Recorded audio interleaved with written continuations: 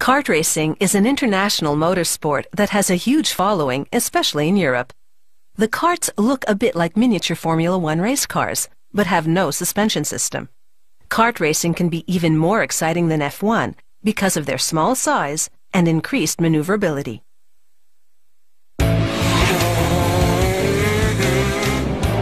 This Italian-made racing kart, with its one-cylinder 125cc engine, reaches speeds of 180 kilometers per hour. An aluminum case houses all the engine components. A computer-guided drill bores various holes for installing them.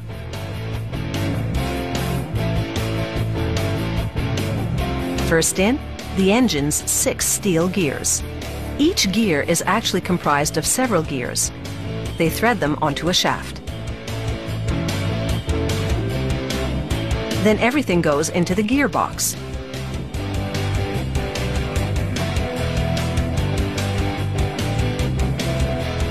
Behind the gears goes the gear shifter, which the driver operates with a lever to change gears.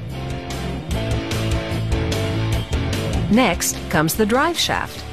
It turns a chain that rotates the axle on which the rear wheels are mounted.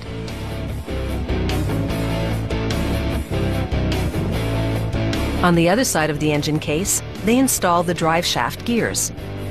These ensure the shaft rotates at a stable and controlled rate. The red markings help the technicians align the gears. The clutch cover closes up the gearbox. The clutch's main housing, called the drum, contains the clutch discs. These discs transmit crankshaft motion to the gearbox, which turns the drive shaft, which moves the chain that rotates the rear wheels. Thick steel springs grip and release the clutch discs. This flapped component, called the lamellae pack, controls how much fuel enters the engine. Stepping on the acceleration pedal creates a vacuum that opens the flaps and sucks in more fuel. The cylinder houses the piston that rotates the crankshaft.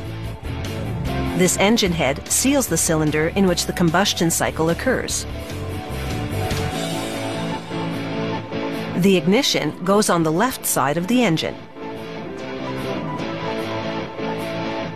The engine is now finished and ready for a bench test.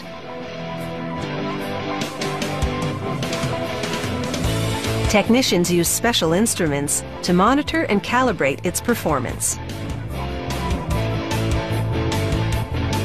The racing kart's chassis is made of steel tubing. At the back, they mount bearings to hold the rear axle. Then they mount the axle itself, and on it, brake discs. They attach brake calipers to the chassis. Under braking, they squeeze the discs to stop the wheels from turning. After measuring again to ensure the rear axle is perfectly centered, they lock it in position, in a way that enables it to rotate, of course. Now for the steering system.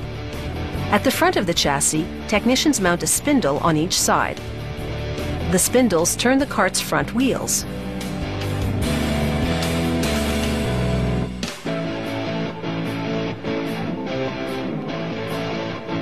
Once technicians fasten the steering column up top, they connect tie rods to the spindles.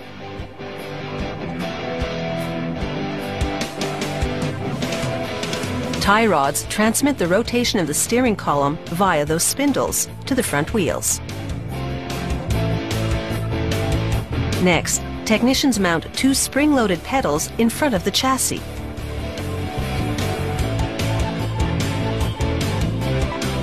The brake system is hydraulic, meaning that pressurized fluid activates the calipers to grab or release the brake discs.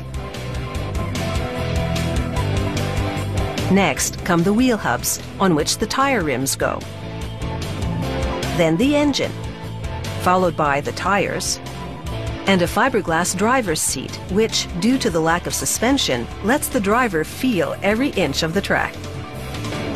Finally, the steering wheel, and a data recording device that tracks everything from speed and lap time to tire and exhaust temperatures.